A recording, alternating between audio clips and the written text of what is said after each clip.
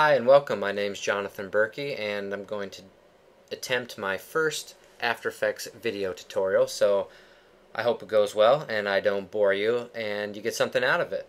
So it's going to be a color correction tutorial. I'll go ahead and show you the original source footage real fast. This is my son kind of walking through a stream and this is the original source footage.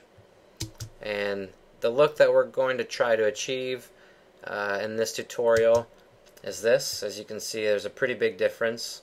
So it's just a matter of playing around and what you're looking to do and want to accomplish. So that's what I was wanting to do for that shot. And lastly, kind of a little bonus, send him into dreamland. Now he's walking through a stream in a dream. So that's kind of what we're looking to do today. And let's go ahead, and for my friend Mike, I will say this: the BerkShop is in session. So let's go ahead and get started by dropping the video into a new composition. I'm going to trim it down from about 55 seconds down to about the minute 5. I get about a nice 10-second clip, and change my render region, put that up. Okay, so I'll find a nice spot where I can see his face, and I'll go ahead and get started by adding a new solid. I want it kind of bright yellow, and I'm going to duplicate it by Command D and go into the solid settings, change this one from yellow to purple or magenta color. And hit OK. I'm going to toggle down, highlight them both, and hit T for their opacity. And I'm going to change them both to 13. I'll turn off the purple for just a second and work with the yellow transfer mode. I want a transfer mode of overlay. You can see it's already starting to take effect. So pretty cool. Turn the purple back on, and I'm going to change its transfer mode to classic color burn. And there you have it. I mean, already that's a nicely color corrected piece, so I'm digging it. But we're going to go a step further and add a few more layers that could also be done as a standalone correction or used with this method. So I'm going to go ahead and open up an adjustment layer, and I'm going to duplicate it twice. Before I go any further, actually, I want to add a vignette. So I'm going to duplicate the magenta layer, go to solid settings, and I want to make it kind of darker to match the rocks in the stream. So kind of a grayish brown, I guess. And put that over the top, and then add a circle mask. Size of the comp, so I'm going to double click on the mask, change it from add to subtract. I'm going to toggle down the mask options and feather it out around 84, looks pretty good, and then the mask expansion just a little bit. Now it still has the same opacity as the layer I duplicated it from, and I want this one a little stronger, so I'm going to go maybe 23. And now it's a little more noticeable down here. Not so much in the top, but that's okay. Down here around the edges. So something I wanted to add. Now I'll go ahead and back to the adjustment layers. I'm going to label all these. The first one will be levels. The second one will be hue and saturation. And the top one will be curves. We'll start with levels, and we'll pull up levels. Drop it on there, go find hue saturation, drop it on there, and lastly again is our curves. So voila, there we go. Alright, start with the levels, and I'm going to do very minor changes because I can always go back and tweak them more. So I like to start small and work big, I guess. So just a real minor change in the levels, maybe a little bit more. And then the hue, I'm going to just go to master saturation, and I'm going to bring that down to, I guess 29 is looking pretty good. So far I'm liking the shot. That's looking pretty nice.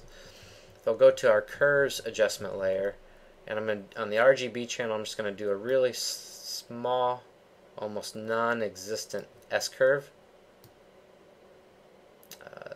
The shot already had a lot of contrast from the sun directly hitting the rocks and being real bright, and then the dark shadows along the tree line and on the far side.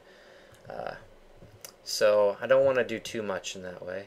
I'm going to go to the red channel, and I'm going to just pull just a little bit out. It's looking pretty good. Let's try the green channel. Maybe we can bump it just a little bit.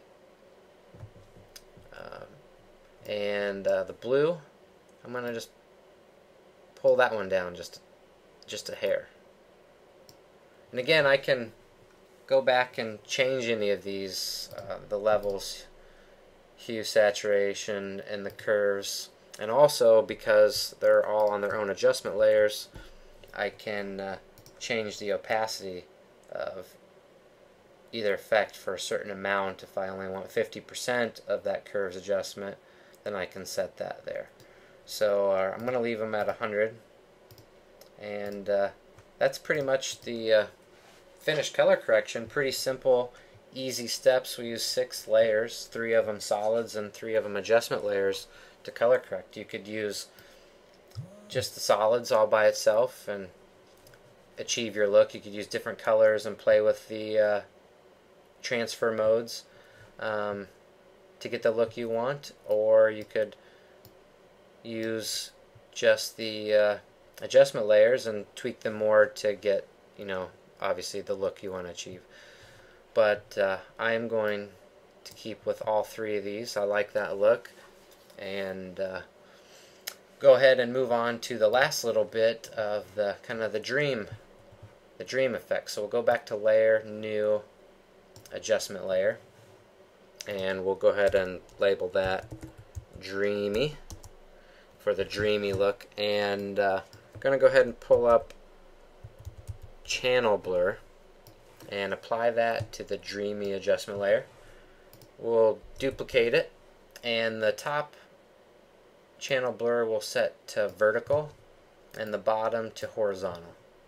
On the top we'll go to the red blurriness, and we'll crank that up to say around 123, and you can already see the dreamy effect taking place. And we'll go to the second channel and to the blue blurriness, and I'm going to pull this one a little less, right around 102. Now it's a pretty extreme look, kind of cool though, and but if I want a little less of that, I can go to that adjustment layer, hit T, and change the opacity maybe down to around 60, and now we have a little less invasive dreamy action going on, but still looks pretty cool.